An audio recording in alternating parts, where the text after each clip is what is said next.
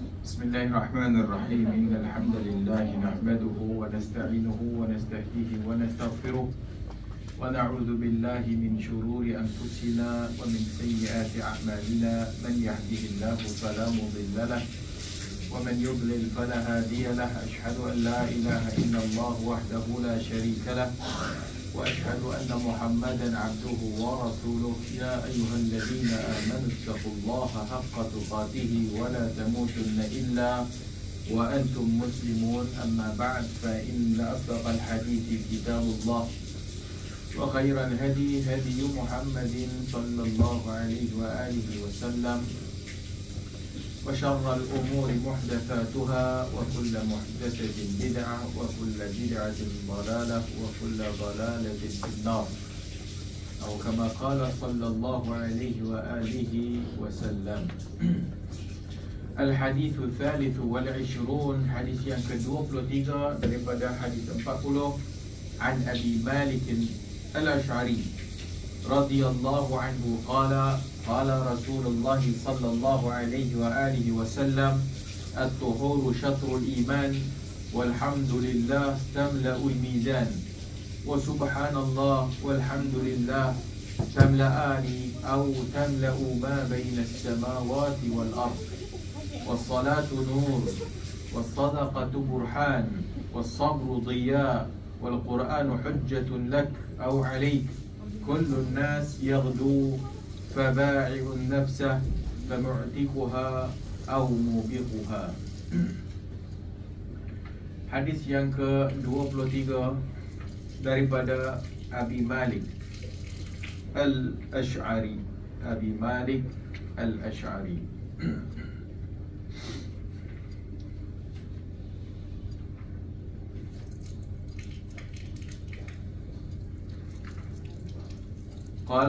قال رسول الله صلى الله عليه وآله وسلم الطهور شطر الإيمان. Suci ataupun bersuci adalah separuh daripada iman. Walhamdulillah tamla'ul mizan. Dan ucapan alhamdulillah itu akan memenuhi timbangan. Wa subhanallahi walhamdulillah. Ucapan subhanallah walhamdulillah tamla'an, dua-dua itu memenuhi atau tamla'u ma bainas samawati wal ard, ataupun dia memenuhi di antara langit dengan bumi. Was salatu nur. Salat itu cahaya. Was sadaqatu burhan. Sedekah itu adalah burhan. Burhan ini bukti. Was sabru dhiya. Kesabaran itu adalah cahaya, dhiya. Wal Qur'anu hujjatun lak aw alaik. Al-Quran itu adalah hujjah untuk kamu atau hujjah ke atas kamu. Kullun nas yaghdu. Setiap manusia itu akan berusaha. Fabai'un nafsah. Maka dia akan menjual dirinya. Famu'tiquha aw mubiquha. Famu'tiquha sama ada dia dapat bebaskan dirinya itu daripada kehinaan dan kebinasaan, ataupun dia akan mubiquha, ataupun dia akan binasa. Abu Malik Al-Ash'ari meriwayatkan dalam hadis daripada Nabi sallallahu alaihi wasallam. Hadis ini riwayat Muslim. At-tuhuru syatrul iman. Dalam sebagai riwayat dia dengan lafaz isbaghul wudu, menyempurnakan wudu itu adalah syatrul iman, separuh daripada keimanan. Dalam riwayat At-Tirmizi, lafaznya al-wudu wa syatrul iman. Wudu adalah separuh daripada iman. Wa kharraja al-Imam Ahmad wa At-Tirmidhi min hadith rajul min Bani Sulaim qala ad'iddahunna Rasulullah fi yadi أرى في يده أو في يده التسبيح نصف الميزان والحمد لله تملأه والتكبير يملأ ما بين السماء والأرض والصوم نصف الصبر والطهور نصف الإيمان. Dengan lafaz at-tuhur nisf, separuh juga, nisf al-iman. فقوله صلى الله عليه وآله وسلم الطهور شطر الإيمان. Maka ayat ataupun perkataan Nabi at-tuhuru syatrul iman, kalau kita terjemah secara literal, at-tuhur kebersihan, at-tuhur suci, adalah separuh daripada keimanan. Sebahagian ulama menafsirkan at-tuhur hahuna, iaitu suci kat sini maksudnya meninggalkan dosa, bitarkiz zunub, sebagaimana dalam firman Allah dalam surah Al-A'raf ayat 82, Allah kata innahum unasun yatatahharun, sesungguhnya mereka itu adalah manusia yang nak membersihkan diri. Nak membersihkan diri itu maksudnya meninggalkan dosa. Wa qawluhu, dan juga Allah menyatakan dalam surah Al-Muddathir ayat 4, wa thiyabaka fatahhir, dan pakaian kamu bersihkanlah. Wa qawluhu innallaha yuhibbut tawwabin wa yuhibbul mutatahhirin, dan Allah juga berfirman, Allah menyukai, mencintai orang-orang tawwabin, orang-orang yang bertaubat, wa yuhibbu al-mutatahhirin, dan Allah menyintai ataupun menyukai orang-orang yang menyucikan diri. Maka dengan ayat-ayat dan juga yang kita sebutkan beberapa ayat tadi itu, makna tuhur itu adalah membersihkan diri daripada dosa, membersihkan diri daripada dosa. Wa qala al-imanu naw'an, dan berikutnya perkataan iman. Iman fi'lun wa tarkun.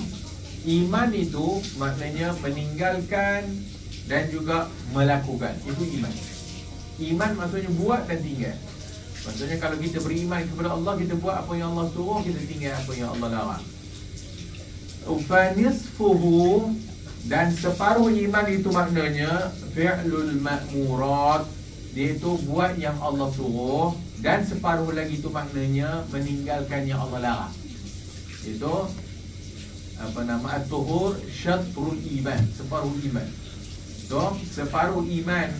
Kenapa iman tu dikatakan separuh? Kerana iman itu mengandungi dua komponen, buat dan tinggal. So, buat apa yang Allah suruh, tinggal apa yang Allah larang. Itulah iman kepada Allah Azza wa Jalla. Wahwa tathhirun nafsi bitarkil ma'asi. Yang demikian itu dipahami maknanya membersihkan diri daripada dengan meninggalkan maksiat. Sebab tu dia kata separuh. Menyucikan ataupun meninggalkan dosa itu separuh daripada iman. Ada pun separuh lagi buat apa yang Allah suruh. Itu maksud syatrul iman. Wa hadha qaulul muhtamal laula anna riwayat al-wudu syatrul iman. Itu semua makna yang boleh dipahami. Yang boleh dipahami. Maksudnya kalau dia kata at-tuhur syatrul iman, boleh maknanya tinggalkan dosa. Kerana ayat-ayat yang kita bacakan tadi itu memberi konotasi orang-orang yang membersihkan diri ini, maknanya orang yang membersihkan diri daripada dosa. Maka dikata separuh iman pula kerana meninggalkan maksiat itu separuh daripada perbuatan iman. Dan separuh lagi perbuatan iman adalah buat yang Allah perintahkan. Tapi sekarang telah datang hadis yang lain yang telah kita sebut dalam beberapa riwayat, seperti riwayat Ibnu Majah, riwayat At-Tirmizi pula. Hadis menyatakan isbaghul wudu, menyempurnakan wudu itu separuh iman. Dan juga hadis At-Tirmizi, al-wudu syatrul iman, wudu itu separuh iman. Maka jika tidak kerana ada hadis ini, maka maknanya jadi umum dan luas. Sebab tu ada orang dia gunakan keumuman itu, kebersihan separuh dari keimanan, kan? Dia pun kata at-tuhur syatrul iman ataupun nisful iman. Kebersihan itu separuh iman. Dia pun bubuhlah kat tandas. Sebab nak kata kebersihan separuh iman. Secara umum boleh kita kata demikianlah, bolehlah. Tapi secara spesifik hadis tidak bermakna demikian.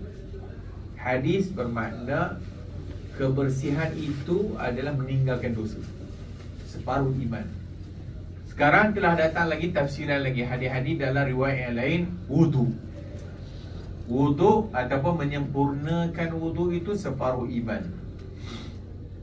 Wakadzalika riwayat isbagh al-wudu wa aidan ففيه نظر من جهة المعنى فإن كثيرا من الأعمال تطهر النفس من الذنوب السابقة كالصلاة فكيف لا تدخل في اسم الطهور.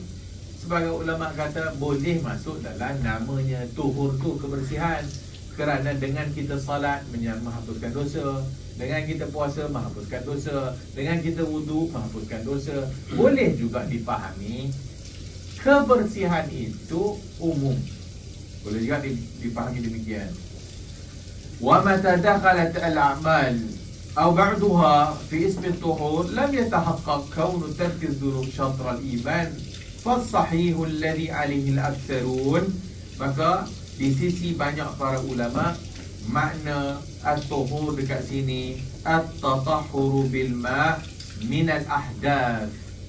Oleh kerana dengan banyaknya lagi riwayat yang lain tentang wuduk dan sebagainya, maka banyak di kalangan ulama menafsirkan hadis ini kebersihan separuh iman tu maknanya kebersihan dengan menghilangkan hadas. Kebersihan dengan menghilangkan hadas, kerana wuduk membersihkan hadas kecil. Wuduk membersihkan hadas kecil. Maka datang hadis yang kita sebutkan tadi, wuduk separuh iman ataupun menyempurnakan wuduk separuh iman. Bermakna hadis ni nak bagi tahu kepada kita wuduk. Hadis ni nak bagi tahu wuduk tu separuh iman. Wa kadzalika bada'a Muslimun bi takhrijihi fi abwabil wudu'. وكذلك خرجه النسائي وابن ماجه وغيرهما وعلى هذا فاختلف الناس في معنى كون الطهور بالماء شطر الإيمان. Berikutnya iman. Apa makna iman? Iman apa yang dibenarkan dalam hati, apa yang disebut dengan lisan, apa yang dilakukan dengan perbuatan. Itu iman yang selalu kita sebutlah. Ada yang kata iman itu adalah sesuatu yang spesifik. Iman dekat sini maksudnya salat. As-salah. Iman dekat hadis ni maksudnya salat, sembahyang. Kerana kama fi qawlihi azza wa jalla, kerana firman Allah Ta'ala dalam surah Al-Baqarah 143, wa ma kana Allah liyudhi'a imanakum. Wa ma kana Allah, Allah sekali-kali tidak akan menyia-nyiakan iman kamu. Ayat itu maknanya Allah sekali-kali tidak akan menyia-nyiakan perbuatan salat kamu. Maksudnya perbuatan salat itu Allah mikir. So itu dalam surah Al-Baqarah 143. Iman itu maknanya salat. Iman maknanya salat. Wal muradu salatukum ila baitil maqdis. Dan maksud ayat itu lebih spesifik lagi, salat kamu yang menghadap kepada Baitul Maqdis. Kerana sebelum perpindahan qiblat kepada Baitullahil Haram Makkah, semua umat Islam salat menghadap ke Baitul Maqdis. Maka apabila turun ayat, apabila Nabi duk tengok-tengok, Nabi rasa macam tak apa nak suka, Nabi tengok rasa macam tak tenang, kerana inilah Baitul Maqdis, dia tengok Masjidil Haram. Maka Allah kata, aku tahu kamu rasa macam nak mengalihkan ke arah daripada Baitul Maqdis ke Baitullahil Haram. Maka Allah turun ayat, maka pada hari ini alihkan kiblat daripada Baitul Maqdis kepada, iaitu Masjid Haram lah, Kaabah Al-Musharrafah. Maka ayat tadi bila pertukaran kiblat daripada Baitul Maqdis kepada Masjid Haram, iaitu Kaabah, maka Allah turun ayat, wa ma kana Allah liyudhi'a imanakum. Semua solat-solat kamu yang menghadap ke Baitul Maqdis sebelum ini bukan sia-sia dah. Allah terima. Lepas daripada itu, menghadaplah ke arah Kaabah, iaitu Masjidil Haram. Fa idza kana al-muradu bil iman as-salah, فالصلاة لا تقبل إلا بطهور فصارت طهور شطر الصلاة. Maka kalaulah makna iman itu salat, maka bermakna hadis ini kata fasalatu la tuqbal, salat tidak akan diterima melainkan dengan tuhur. Tuhur maksudnya wudu. Fasara at-tuhur syatrul iman, syatrul salah. Maka maknanya wudu adalah sebahagian daripada salat. Wudu sebahagian dari salat. Kerana tidak ada salat orang yang tak ada wudu. Maka nak sempurna salat itu separuhnya mesti wudu. Baru dia jadi sempurna salat tu. بهذا الاعتبار حكى هذا التفسير محمد بن نصر المروزي في كتاب الصلاة عن إسحاق بن راهوية عن يحيى بن آدم. Ini diriwayatkan dalam kitab tafsir Muhammad ibn Nasr al-Marwazi dalam kitab Salah. Jadi makna yang spesifik hadis ini adalah wudu separuh salat. Itu maksud at-tuhur syatrul iman. Kebersihan itu separuh iman, maknanya wudu itu separuh daripada kesempurnaan salat. Itu maksud hadis. Wallahu a'lam. Tapi kalau kita ambil keumuman kebersihan separuh iman pun betul jugalah. Sebab Islam mementingkan suci, kebersihan. Sebab tu datang bab pertama daripada bab fiqh adalah bab taharah, bab bersuci. Sebelum nak masuk salat, sebelum nak beribadat kepada Allah, Allah suruh kita bersuci dulu. Dan termasuk dalam bab bersuci itu adalah wudu dan mandi junub. So wudu menghilangkan hadas kecil, adapun mandi junub menghilangkan hadas besar.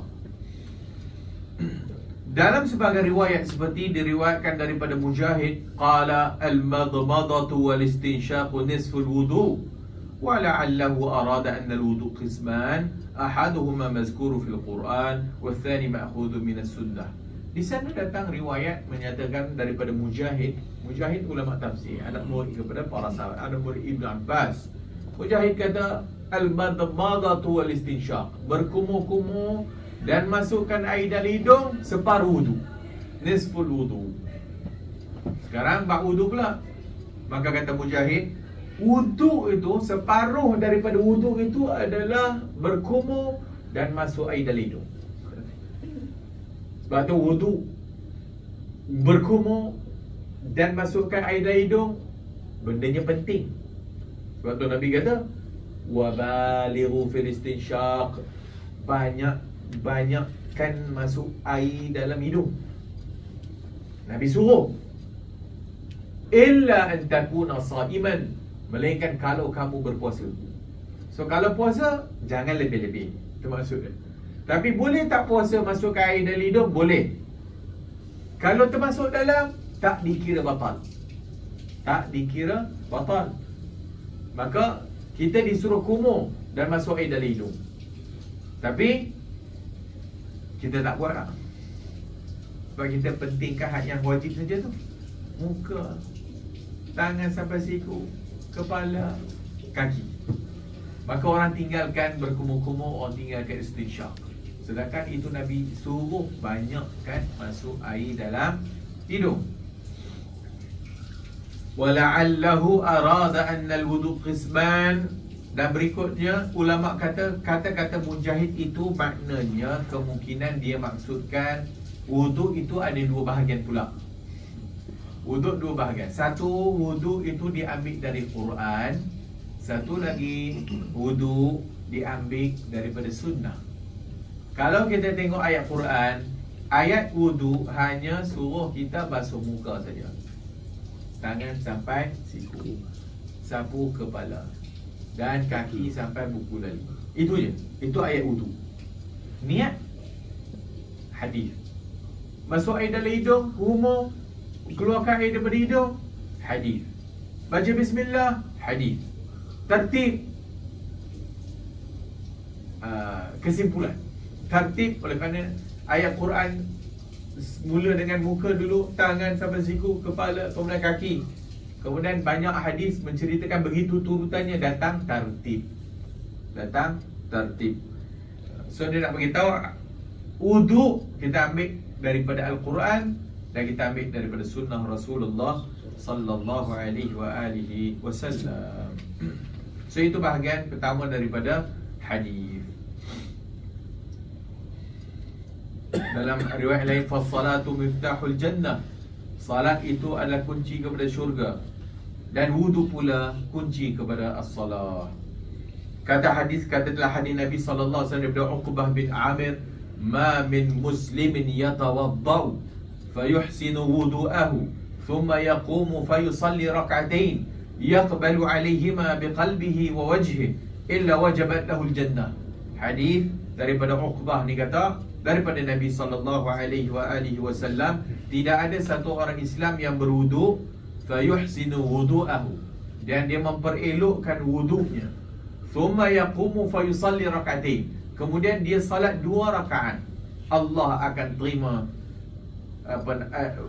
kemudian dia lepas dia salat 2 rakaat, dan dalam masa yang sama bila dia salat itu semua fokus biqalbihi, dengan hati jantungnya dan juga wajahnya menghadap Allah Ta'ala, ikhlas dan juga khusyuk, illa wajabat lahul jannah, melainkan akan diberi kepadanya syurga Allah Azza wa Jalla.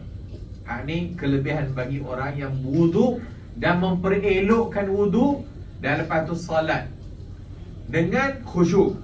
Maksud dengan khusyuk kat sini, maksudnya lepas dia wudu dengan cara betul. Fayuhsinu wudu, dua perkara pula. Maksud mengelokkan wudu ataupun isbagul wudu, menyempurnakan wudu, 2. 1, ikut sunnah Rasulullah. 2, buat dalam bentuk yang paling tekun, itqan, paling quality. Itu maksud isbagul wudu. So isbagul wudu mesti ikut cara Nabi dulu. Kerana siapa wudu tidak ikut cara Nabi, dia tidak akan dapat kesempurnaan wudu. Lepas tu baru berikutnya basuh betul-betul. Mukanya pastikan semua air sampai ke bahagian semualah. Tangan sampai siku tak ada yang tak terkena air. Kepalanya pula dengan sempurna dia buat, kaki dan sebagainya. Lepas tu fokus masuk masjid, salat 2 rakaat, salat 2 rakaat sini, 2 rakaat wudu. Tapi umum, apa-apa pun, sebagai ulama kata 2 rakaat wudu. Sebab hadis tu kata lepas wudu dia salat 2 rakaat. Tak kira lah.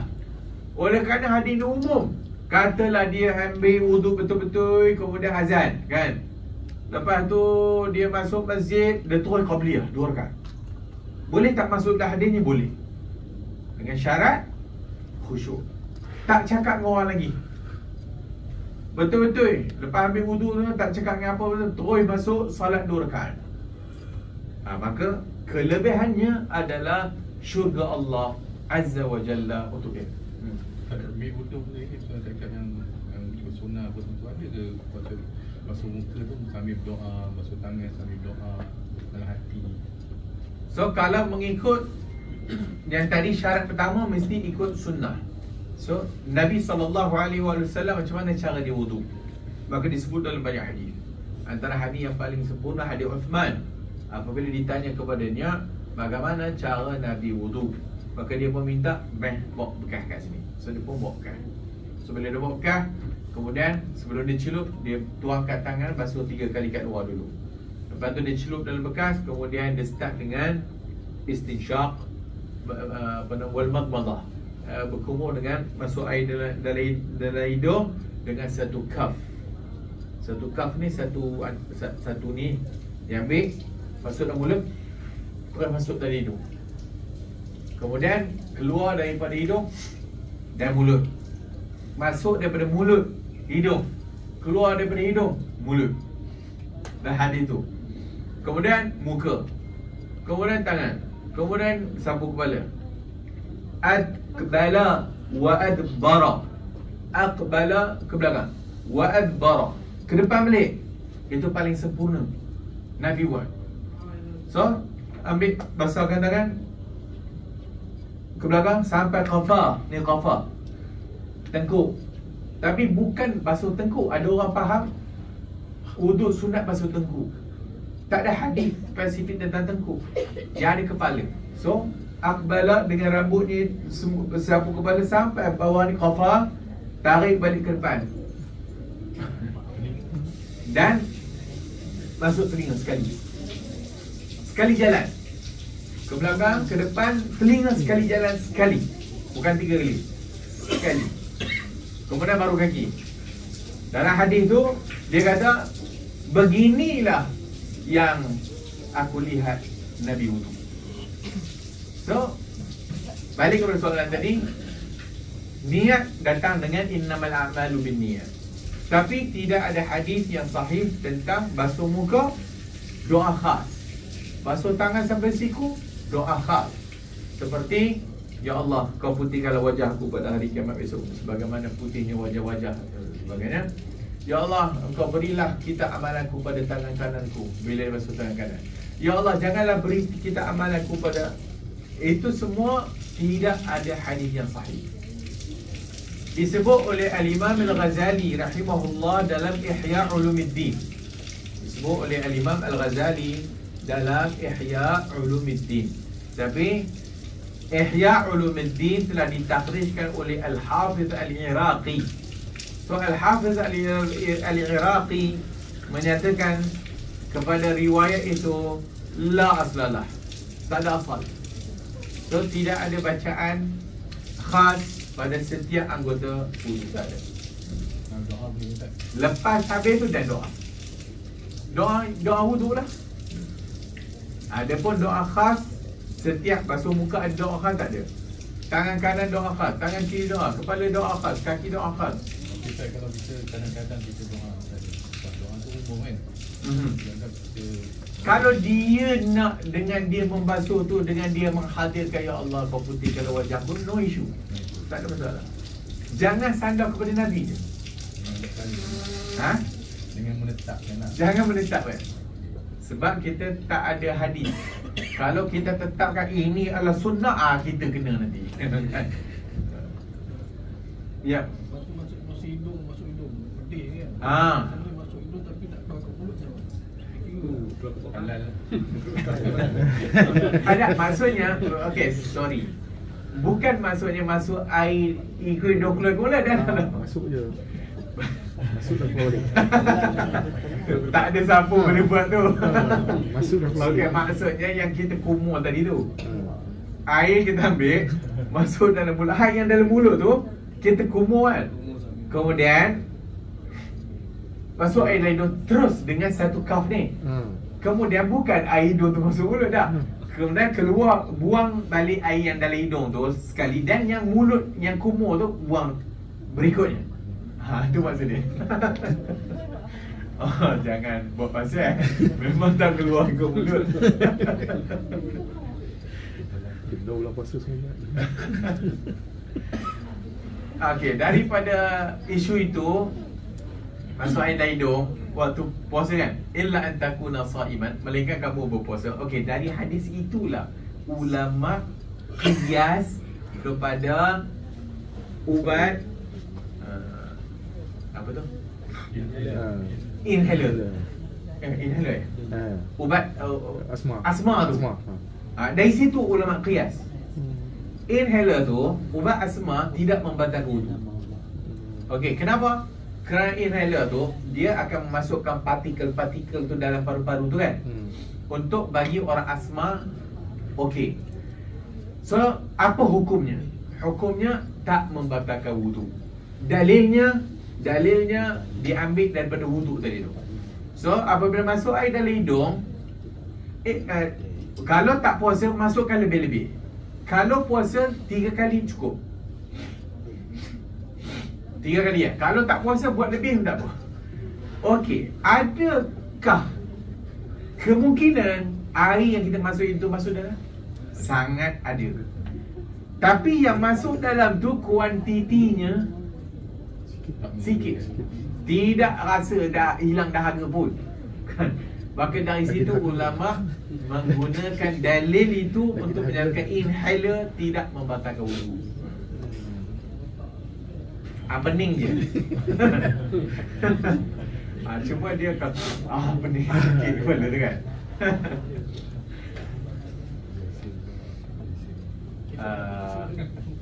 Kalau pening tu lagi bagus.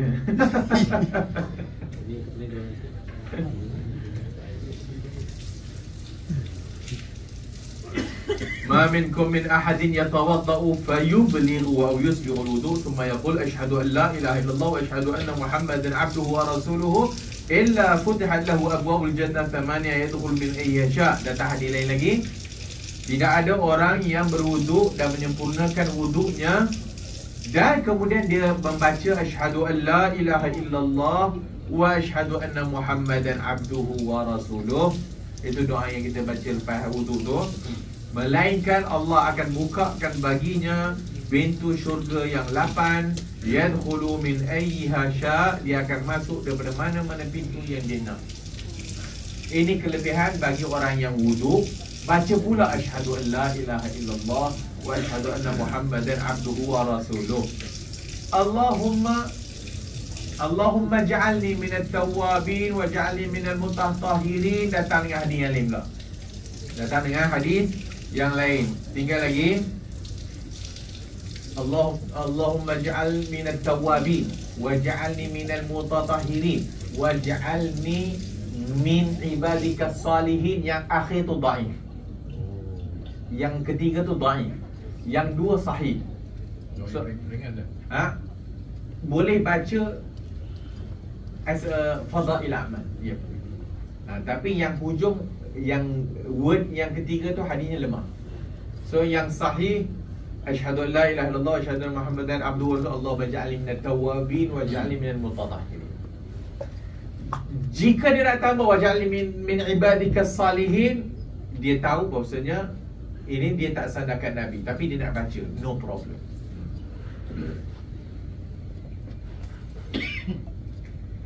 Daripada hadis itu juga, syurga ada 8 pintu. Syurga ada 8 pintu berdasarkan hadis yang disebutkan tadi. Kemudian hadis lain tentang wuduk. Fal wuduk min khisalil iman. Wuduk itu adalah ciri-ciri keimanan. Wuduk adalah ciri-ciri keimanan. La yuhafidhu 'alaiha illa mu'min. Tidak ada orang yang menjaga wuduk melainkan dia orang beriman. Tidak ada orang yang menjaga wuduk melainkan dia adalah orang yang beriman. Sebab itu kalau boleh senantiasa ada dalam wuduk. Batal, ambil wuduk balik walau tak sembahyang. Batal, ambil wuduk. Senantiasa kita berada dalam keadaan suci. Kentut, dia ambil wuduk balik. Setiap kali lepas kencing, ambil wuduk balik. Senantiasa ada wuduk, kerana wuduk adalah ciri keimanan. Dan tidak menjaga wuduk melainkan orang mukmin. So itu kelebihan orang yang jaga wuduk. Kemudian bila orang itu senantiasa dalam keadaan wuduk, dia senantiasa berada dalam keadaan suci. Nak buat apa pun senang. Nak sembahyang boleh terus, nak baca Quran tak ada isu, kan? Apa-apa pun. Dan setan suka tak orang yang ada wuduk selalu? Mestilah tak suka. Mesti setan tak suka. So orang yang memelihara wuduk senantiasa, setan tak suka. So jagalah wuduk. Senantiasa ada wuduk. Batal ambil, batal ambil, batal ambil, batal ambil. Nabi SAW nak jawab salam pun dia pastikan berada dalam keadaan bersih. Walau tak ada air, dia tayammum. Walau tak ada air, dia tayammum Nabi. Maksudnya orang bagi salam kat dia, Assalamualaikum. Nabi nak jawab, Nabi tepuk kat dinding. Kemudian Nabi sapu kat muka dia dengan pergelangan tangan. Baru Nabi jawab, Waalaikumsalam. Maksudnya Nabi itu memelihara senantiasa wuduk. Kalau dia tak ada wuduk, orang bagi salam, dia mesti wuduk. Sebab bagi salam itu juga zikir. So berzikir senantiasa ada wuduk. Itu yang baguslah.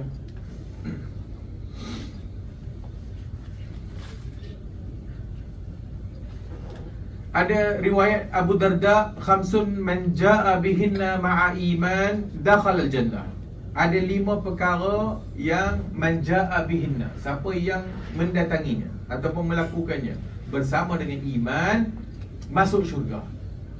Satunya, man hafaza ala salawatil khams ala wudu'ihinna wa ruku'ihinna wa sujudihinna wa mawaqitihinna wa a'ta zakata min malihi tayyiban nafs biha.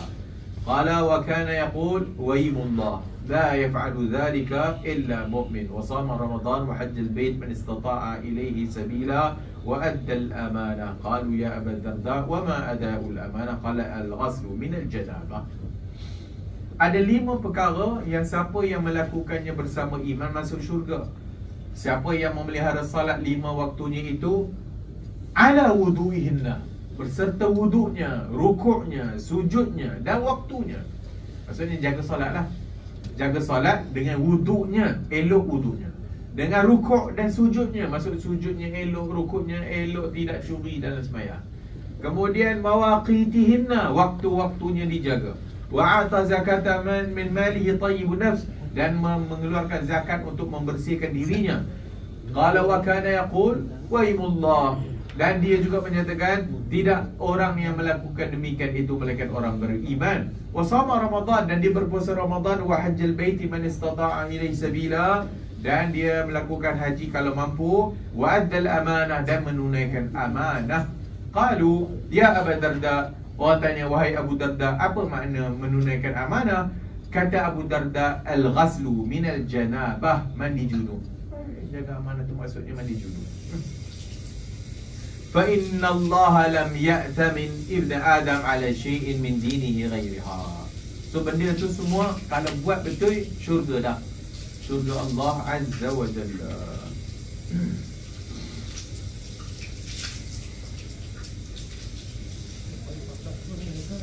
Ha?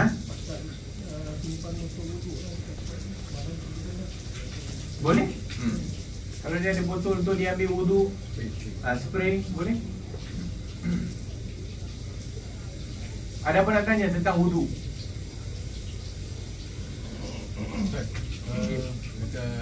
Kita sedang kita sapu rambut tu ikut macam ini kan. Aha. Minimum 3 rambut kan. Kalau dia ambil ikut cara Syafi'i tu, lepas tu yang minimum lah pada Syafi'i tu penuh ada kan. Aha. So kalau dia pergi buat umrah ke apa, dia bersentuhan dengan adakah dia perlu mengikut batalnya Syafi'i? Itu tu ada ustaz cakap kata dia tu lah, nak pergi Mekah kena ambil wuduk secara yang penuh lah. Okey, al-aslu, asalnya agama kita tidak berdasarkan mazhab kan? Itu asal. Asalnya semua balik kepada Quran Sunnah. Quran Sunnah. Datangnya para imam itu memudahkan cara faham. Datangnya imam-imam tu nak bagi mudah cara faham. Dan cara faham imam itu kemungkinan berbeza dengan cara faham imam A, imam B, imam C, imam D. Tetapi yang berbeza-beza itu dalam ruang lingkup yang boleh dibeza-bezakan. Maksudnya dalam ruang lingkup yang boleh menerima perbezaan pandangan. Kerana Allah Subhanahu Wa Taala antara rahmat dia, Allah menjadikan Al-Quran itu tidak semuanya mesti dipaham dengan satu cara. Jika sekiranya Quran itu dengan semua satu cara, tak ada isu lah kita kan? Tapi ada ayat Quran yang datang jelas dengan tidak boleh dipahami, melainkan itulah maknanya. Seperti contoh tentang masalah hudud. Hudud, dia sebat berapa kali, dipotong tangan, itu semua jelas, tak ada siapa khilaf pun. Tapi datang beberapa pula banyak ayat-ayat Qurannya, separuh lagi itu yang boleh dipahami lebih dari 1, 2, 3 makna. Kemudian datang lagi dengan hadis-hadis Nabi. Maka berlakulah perbezaan pandangan ulama. So Asy-Syafi'i, tengok pula konteks bagaimana ulama fiqah membahaskan cara fiqh. Berbeza dengan ulama hadis. Ulama hadis membincangkan tentang hadis. So hadis ni apa dia? Hadis apa yang disandar kepada Nabi, perkataan, perbuatan dan juga takrir. Termasuk juga lepas daripada itu sifat Nabi, sifat jasmani, sifat akhlak, semua masuk dalam hadis. Maka bila ulama hadis melihat kepada perbuatan Nabi, maka dia tengok semua yang ada dalam hadis digabungkan. Semua yang ada dalam hadis digabungkan. Maka mereka mencari yang mana yang paling sempurna. Yang mana yang paling sempurna. Ada hadis kata takat ni saja, tiba-tiba datang hadis lain menjelaskan lagi terperinci. Apa maknanya? Maknanya ambil hadis yang umum tadi tu, dibawa kepada hadis yang terperinci. Maka ini dalam bab usul fiqh kita panggil ada mutlak dan muqayyad. Ada am, ada mutlak, ada umum, ada am. Apabila ulama hadis melihat kepada semua ni, maka dia cari yang paling sempurna. Paling sempurna. Cara perbahasan ulama fiqh pula sikit berbeza.